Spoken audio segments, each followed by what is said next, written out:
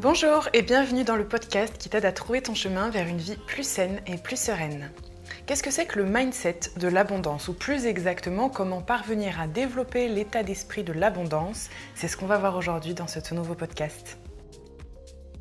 Je m'appelle Chloé, je suis votre mentor holistique et ma mission est de vous guider au quotidien vers une vie plus saine et plus sereine. Je vous aide à réconcilier votre corps, votre esprit et votre vie grâce à des méthodes douces et naturelles autour de l'alimentation bienveillante, du bien-être physique et mental et du développement personnel. Ensemble, entretenons notre santé, cultivons notre bien-être, apaisons notre esprit et accueillons le positif dans nos vies. Ensemble, épanouissons-nous dès aujourd'hui. Bonjour à tous, je vous retrouve aujourd'hui avec ce sujet de l'abondance, un sujet qui me fait chaud au cœur d'aborder parce que c'est un sujet aujourd'hui qui fait partie de ma vie. Je considère que je vis dans l'abondance dans de nombreux domaines de ma vie, que ce soit au niveau de l'amour, des relations, du travail, de l'argent, du voyage, de la santé. Je vis dans l'abondance et je trouve qu'aujourd'hui c'est encore trop tabou, surtout en France en fait, de dire en fait qu'on vit dans l'abondance. Et de dire également qu'on a un état d'esprit de l'abondance. Alors plus exactement, l'état d'esprit de l'abondance, je pense aussi que ça ne parle pas forcément au premier abord. Et du coup, moi, ça me tenait vraiment à cœur de reposer un petit peu des mots dessus pour l'expliquer. Parce que développer l'état d'esprit de l'abondance, c'est aujourd'hui quelque chose qui peut changer tout votre monde extérieur. Pourquoi ? Parce que vous allez changer vraiment votre monde intérieur, donc ça va forcément changer le monde extérieur. Et c'est quelque chose pour moi qui a changé beaucoup de choses dans ma vie. Et en plus de ça, j'ai changé beaucoup de choses dans ma vie et à l'intérieur de moi, surtout pour développer le mindset de l'abondance. Donc si vous voulez, c'est vraiment dans les deux sens que ça marche. Alors qu'est-ce que c'est que l'abondance ? Je pense que ça, c'est quelque chose qui parle à tout le monde, ce terme parle à tout le monde. L'abondance, en fait, c'est simplement quand... c'est un domaine plein d'abondance, c'est un domaine qui est plein de ressources, qui est plein de richesses. C'est une richesse qui est presque illimitée, sans barrière, que les énergies circulent, qu'il y a un flux qui circule et que ça va, que ça vient et qu'il n'y a pas de barrière bloquante, que ce soit aussi bien au niveau de l'état d'esprit qu'au niveau de tout ce qui va être matériel. Donc par exemple, un domaine de l'abondance, ça pourrait être par exemple l'argent. L'abondance de l'argent, ça pourrait être je donne sans compter, je reçois sans compter. Le domaine de l'abondance au niveau des relations, au niveau de l'amour, ça veut dire je donne sans rien attendre en retour et je reçois également en abondance, je sens aimer. Donc des domaines de l'abondance, finalement, il y en a plein. Et aujourd'hui, je vais vous parler des relations, de l'amour, mais ça peut être aussi, comme je disais encore une fois, au niveau de l'argent, au niveau de la santé. En fait, l'abondance, ça peut très bien être par rapport à toutes les richesses extérieures qu'on va avoir et les richesses intérieures également. Il y a vraiment ces deux domaines-là. Et donc je le rappelle quand même, c'est vrai qu'on est dans une société, et particulièrement dans un pays, je trouve, en France, mais c'est pas le seul pays, où parler d'abondance, c'est pas toujours très bien vu. Ou dire qu'on vit dans l'abondance, c'est clairement mal vu.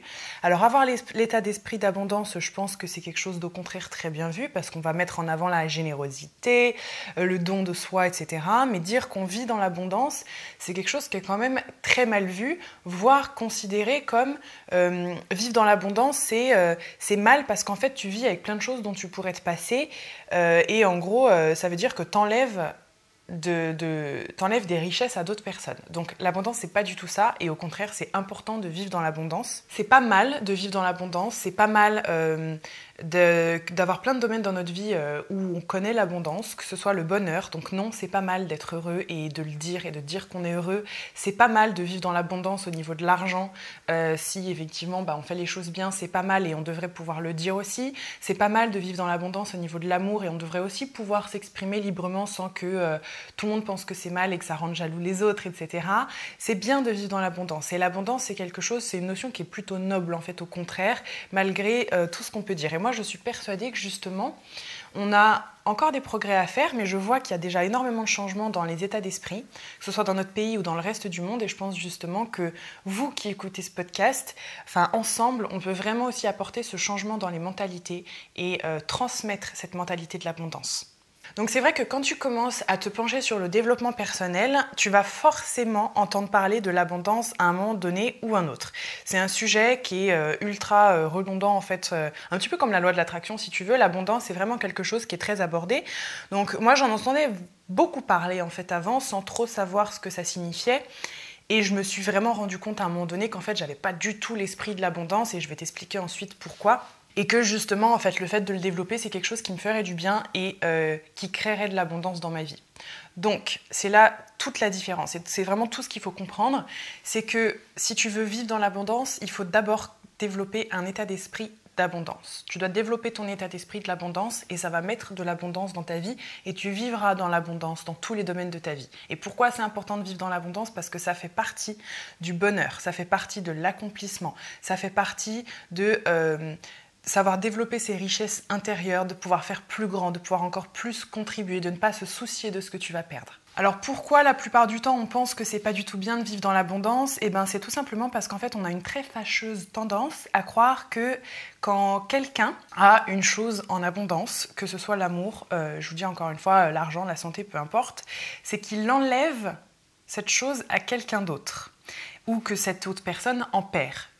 Typiquement l'exemple avec l'argent, c'est l'exemple vraiment le plus flagrant, mais c'est aussi très parlant avec le bonheur.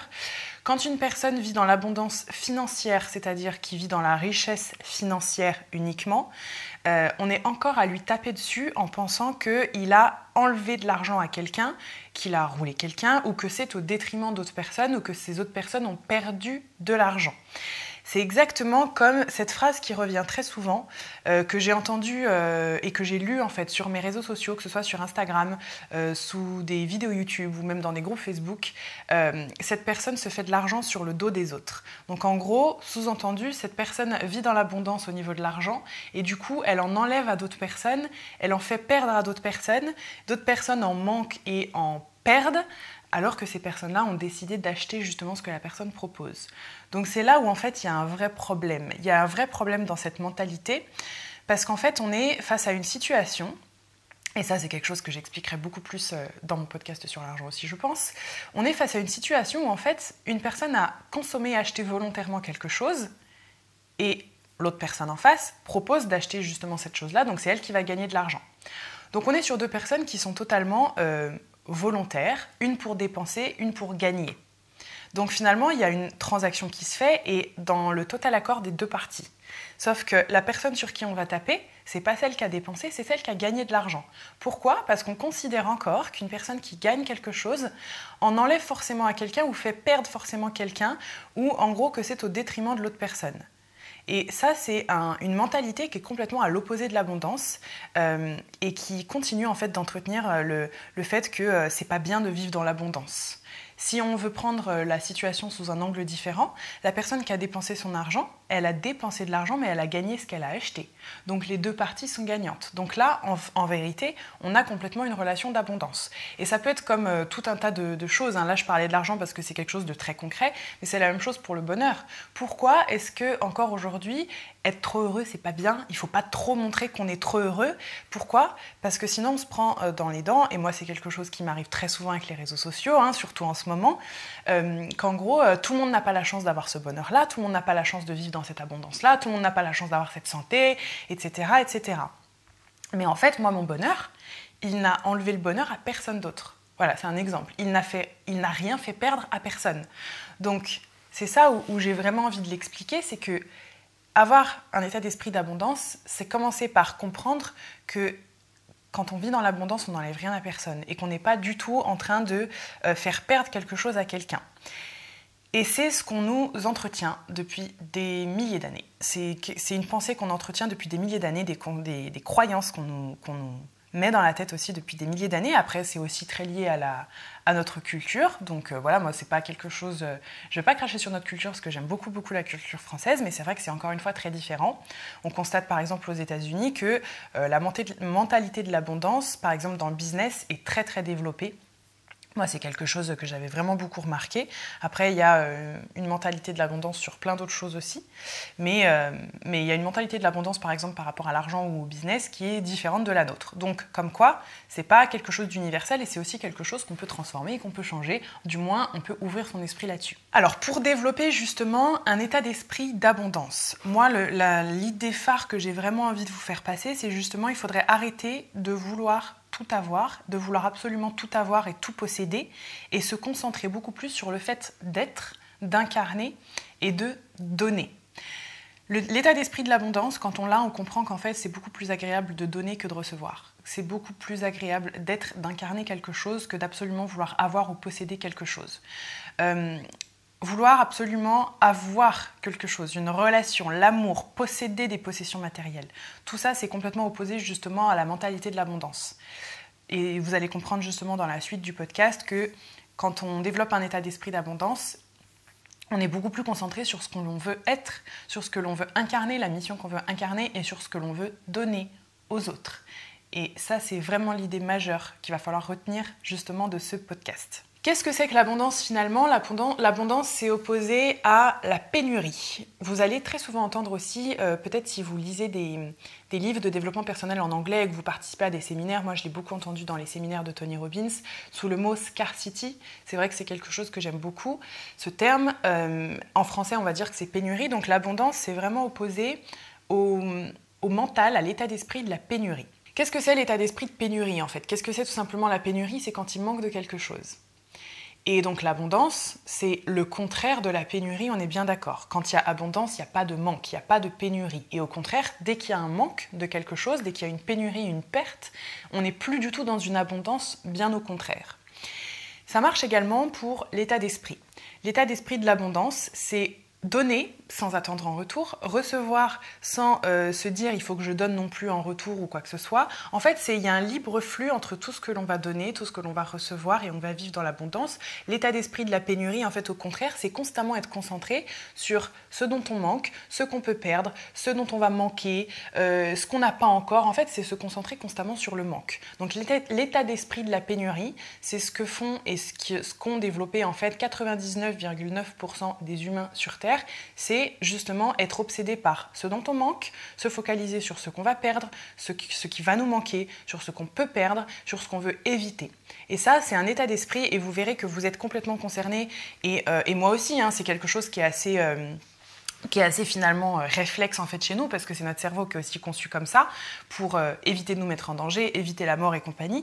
On va constamment en fait aller se concentrer sur ce qui va nous manquer ou c'est ce qui va perdre. Donc quand on voit une personne qui vit dans l'abondance au niveau de l'argent, on va automatiquement aller constater que il nous en manque. Quand on voit une personne qui est dans l'abondance au niveau de l'amour, on va constamment aller voir que il nous en manque. Ou alors même sans aller comparer qui que ce soit, on va constamment être obsédé quand on a un problème ou quand on a, même dans une situation quotidienne normale, par ce qui nous manque, ce qu'on n'a pas encore, ce qu'on a peur de perdre. On est très souvent focalisé justement par cette pénurie en fait. On est focalisé sur cette pénurie-là et on se concentre uniquement là-dessus. Donc finalement, on est concentré sur quelque chose qui ne nous fait pas du bien non plus et qui ne nous permet pas l'abondance dans notre vie.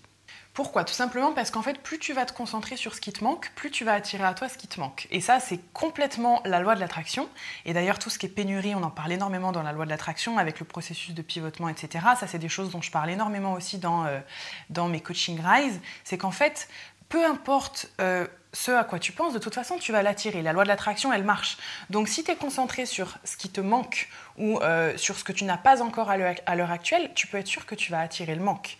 Si tu es concentré sur la chose que tu as perdue ou que tu es en train de perdre et que tu veux absolument combler ce manque-là, tu peux être sûr que tu vas attirer ce manque-là et que tu vas grossir encore plus le manque.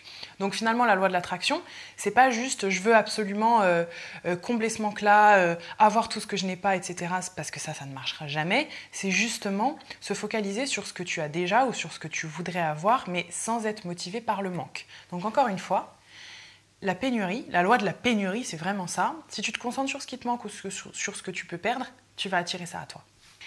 Et être concentré sur le manque et sur la perte, c'est un choix. Encore une fois, c'est une activité à laquelle tu t'adonnes, inconsciemment ou consciemment, peu importe, mais en tout cas, c'est une activité à laquelle tu t'adonnes parce que tu as la capacité, la toute capacité, tout le monde l'a, chacun d'entre vous l'a. Donc vous pouvez décider de le faire. Certes, c'est pas facile, mais c'est quelque chose de faisable. Vous pouvez décider d'aller vous concentrer sur autre chose. Donc se concentrer sur ce qui te manque ou sur ce que tu veux perdre, c'est une activité. Tu as la possibilité de faire différemment. Tout le monde a ce pouvoir-là. Tout le monde a le pouvoir d'aller se concentrer sur autre chose, sur ce que l'on veut gagner, sur ce que l'on veut être, sur ce que l'on veut incarner ou sur ce que l'on a déjà aussi. C'est une activité, encore une fois, ça fait partie du processus de pivotement, donc ça c'est quelque chose de faisable.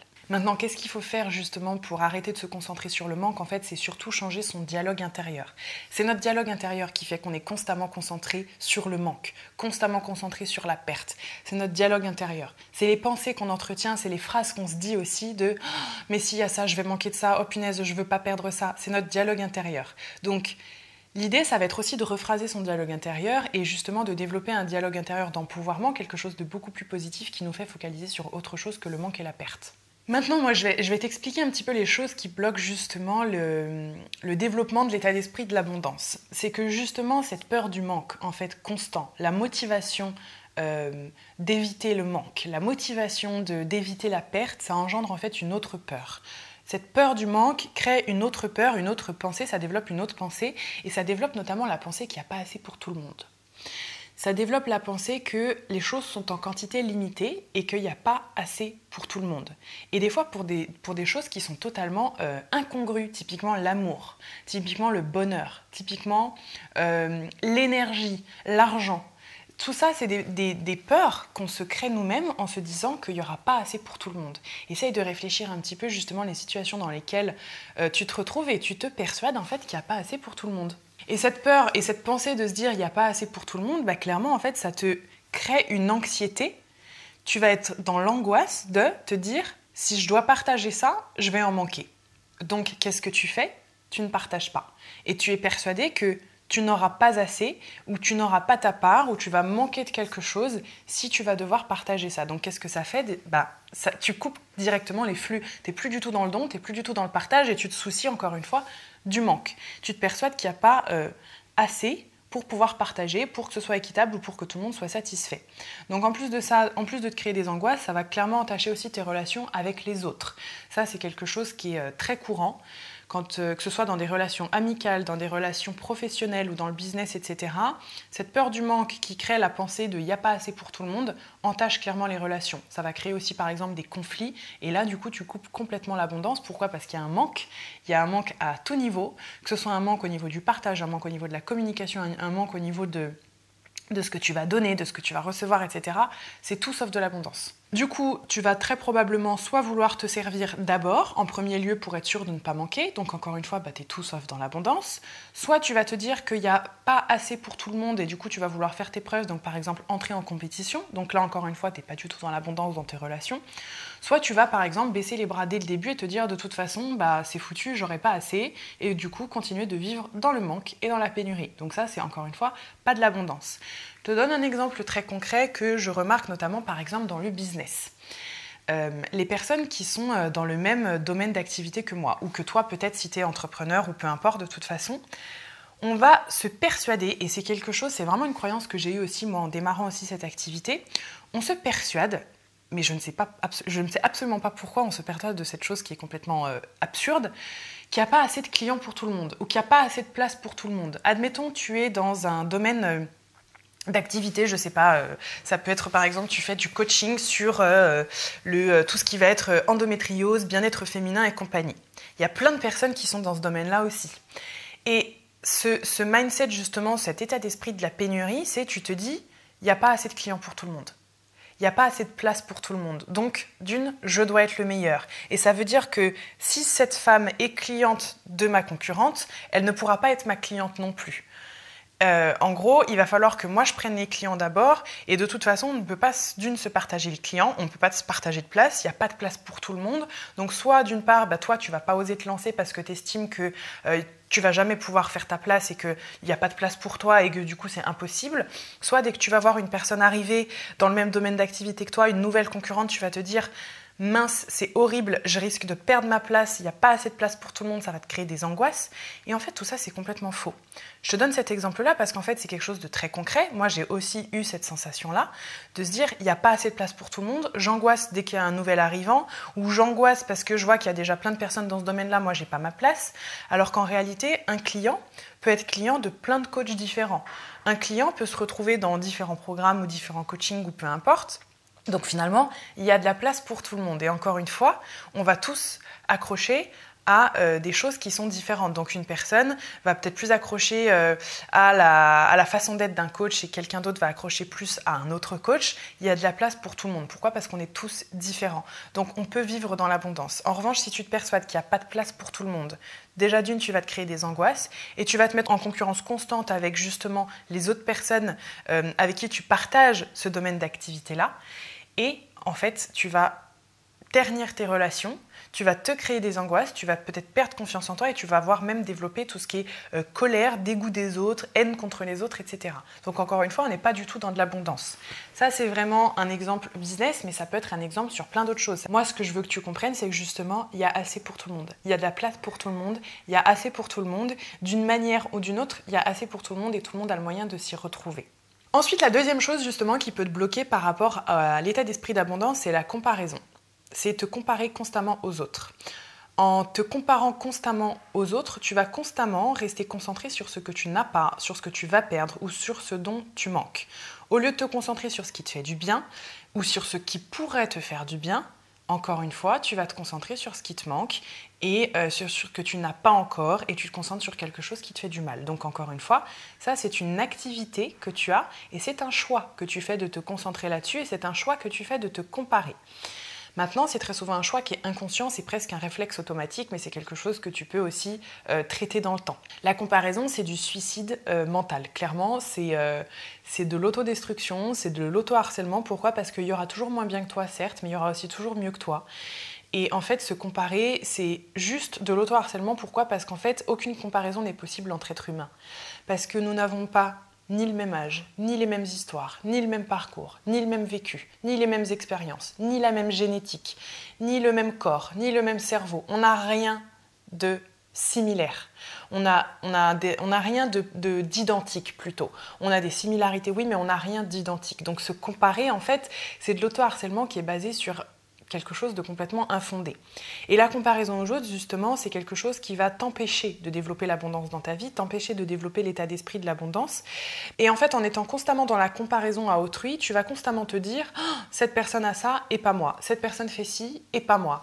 Regarde ce qu'il a et moi je suis pas comme ça. Son corps est comme ci et le mien est comme ça. » Et en fait, tu vas entretenir justement cette concentration sur le manque. Tu ne vas voir que le manque. Donc encore une fois, c'est toi qui crée le manque et tu te coupes de l'abondance.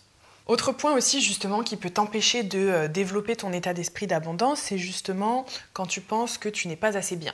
Donc mon conseil, moi justement, que j'ai envie de te donner pour développer cet état d'esprit d'abondance, c'est d'arrêter de penser que tu n'es pas assez bien pour donner ceci, faire ceci, partager cela, développer ci, t'exprimer, etc. Parce que finalement, en pensant constamment que tu n'es pas assez bien pour partager, pour donner aux autres, pour faire ci, etc., tu restes encore une fois complètement concentré sur toi en fait. Tu ne fais encore une fois que parler de toi et ça c'est quelque chose d'assez égoïste, même si certes c'est très souvent inconscient, je le conçois, voilà, pas d'inquiétude. Mais c'est encore une fois se donner une excuse pour ne pas donner. C'est encore une fois se donner une excuse pour ne pas agir, pour ne pas partager et pour ne pas être dans l'abondance. Donc arrête de penser que t'es pas assez. On a tous quelque chose à donner, on a tous quelque chose de merveilleux à partager. On a tous un pouvoir, un don, une lumière, une énergie, peu importe, qu'on peut partager. Et si tu te persuades encore du contraire, c'est que justement, tu excuses complètement le fait de ne pas le faire et tu excuses le fait de ne pas être dans l'abondance. Alors je sais que mes mots vont peut-être choquer certaines personnes, mais encore une fois, je ne suis pas là pour dire ce que vous avez envie d'entendre, mais plutôt ce que vous avez besoin d'entendre.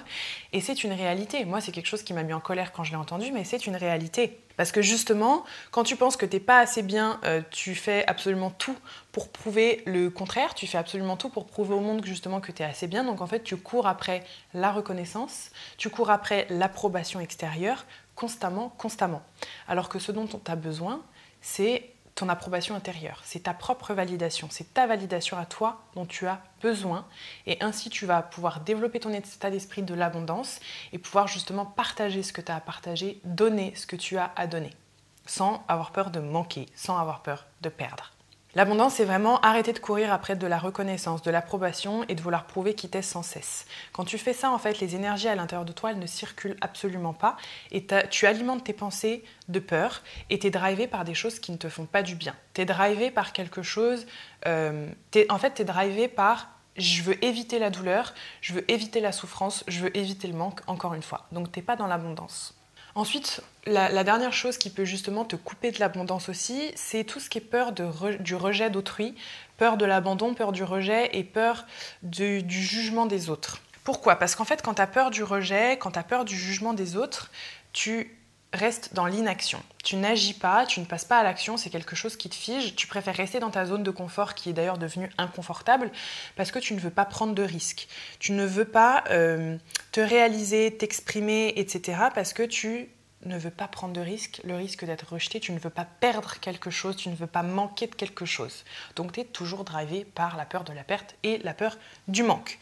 Et qu'est-ce qui se passe justement quand tu as peur du rejet et peur du jugement des autres, etc. Tu restes dans ta zone de confort encore une fois, tu ne t'exprimes pas, tu ne te réalises pas, tu ne fais pas ce que tu as envie de faire, tu n'es pas ce que tu as envie d'être, tu ne dis pas ce que tu as envie de dire, donc tu n'es pas aligné et tu n'oses pas faire ou dire ou être les choses, ou ressentir encore une fois les choses. Donc qu'est-ce que ça fait ? Tu crées un manque. Parce qu'il y a plein de choses dont tu rêves et plein de choses du coup que tu ne fais pas. Donc tu crées ce manque, tu crées le désalignement, j'ai envie de dire. Tu as créé un manque d'alignement, un manque de tout ce dont tu rêves. Tu crées aussi un manque de sécurité dans tes relations parce que tu te dis si je m'exprime, je vais perdre cette personne, si je suis différente, je vais être rejetée, etc. Donc tu crées un manque dans tes relations, tu crées peut-être un manque d'amour, tu peux créer un manque d'argent, etc. Donc tu crées un manque, donc pas d'abondance. Pour trouver l'abondance, ça va être vraiment d'aller au-delà de tes peurs, de prendre des risques et justement d'aller te construire et d'aller t'affirmer et de te réaliser. Donc moi, ce que je te conseille, c'est justement d'aller écouter le podcast que j'avais fait sur les peurs. Ça peut vraiment t'aider justement à dépasser ces peurs-là et à justement trouver l'abondance. Maintenant, quels sont les conseils concrets que je peux te donner pour développer ton état d'esprit d'abondance et pour vivre justement beaucoup plus dans l'abondance ? La première chose que j'ai envie de te conseiller, ça va être justement de donner plus que de prendre. D'être plus intéressé par le fait de donner aux autres, de donner quelque chose plutôt que de tout le temps vouloir prendre et se servir.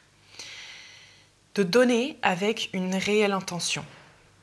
Il n'y a rien qui comble plus que d'aider les autres à être comblés eux-mêmes. Il n'y a rien qui comble plus soi-même que d'aider à combler sincèrement les autres, mais de le faire vraiment avec une réelle intention. Par exemple, donner de l'amour sans se soucier de l'amour que tu vas recevoir en retour. Donner de la tendresse sans se dire j'attends quelque chose, est-ce que cette personne le mérite, etc.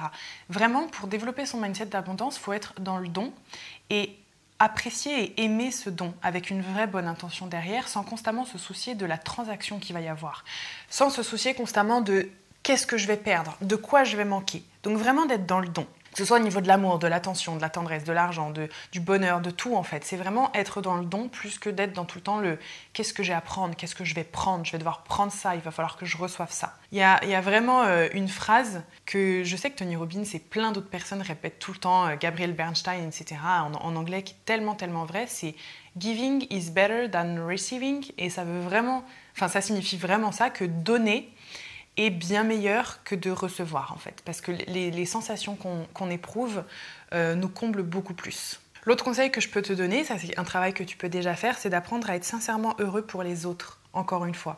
D'apprendre à être heureux pour les autres, d'être heureux pour le bonheur qu'ils ont, d'être heureux pour l'abondance que eux ils ont, de savoir te réjouir du bonheur des autres.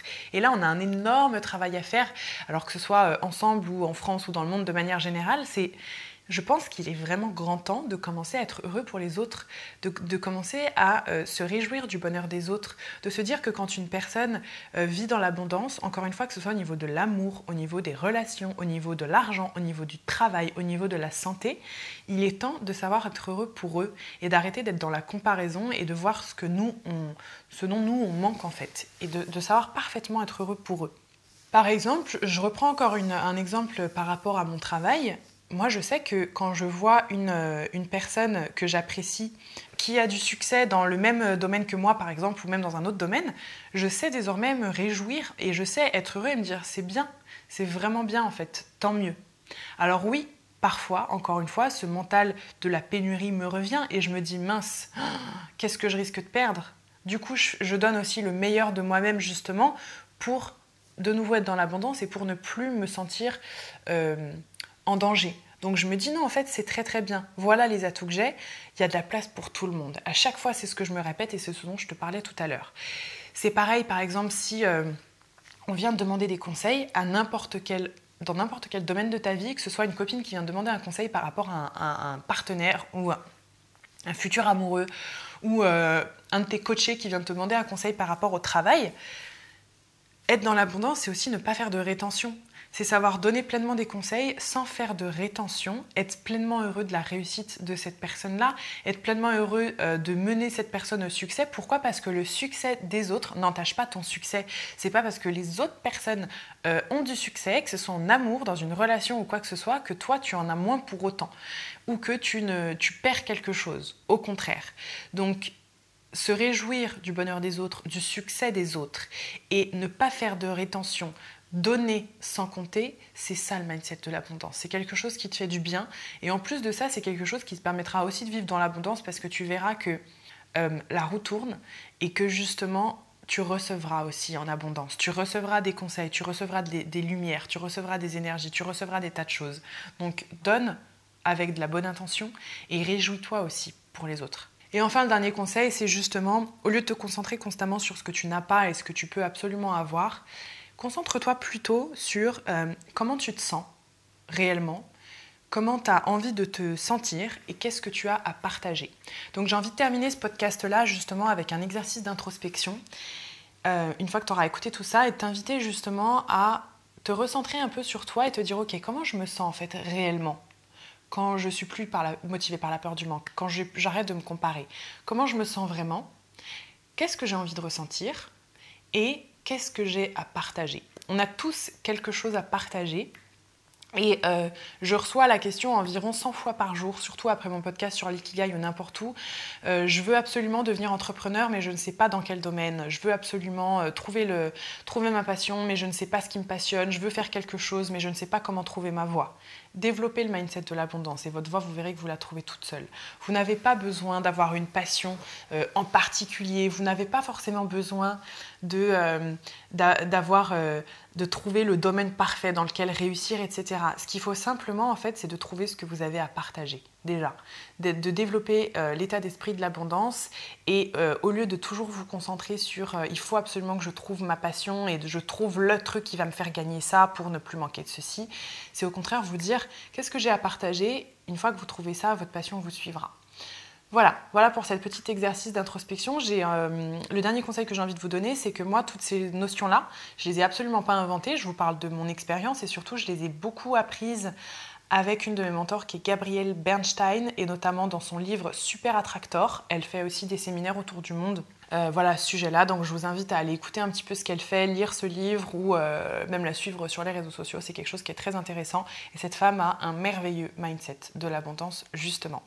Voilà, j'espère que ce podcast vous aura plu, je vous fais des très gros bisous, n'oubliez pas que si vous voulez justement approfondir ce podcast-là et travailler encore plus sur l'abondance, vous pouvez toujours rejoindre la Bloom Academy, donc l'académie de développement personnel en ligne. Vous êtes déjà plus d'1 millier à nous avoir rejoints et on travaille chaque semaine, que ce soit en live avec moi, en live avec la coach de développement personnel Elise et avec les exercices approfondis qui sont dans la Bloom Academy sur justement votre développement personnel en fonction de chaque sujet de podcast. Et n'oubliez pas qu'encore une fois, c'est à tout petit prix, c'est sans engagement, c'est une formule abonnement au mois, vous pouvez résilier quand vous voulez. Donc voilà, on vous attend nombreux, n'hésitez pas, si vous avez des questions, je vous fais des gros bisous, à la semaine prochaine, ciao!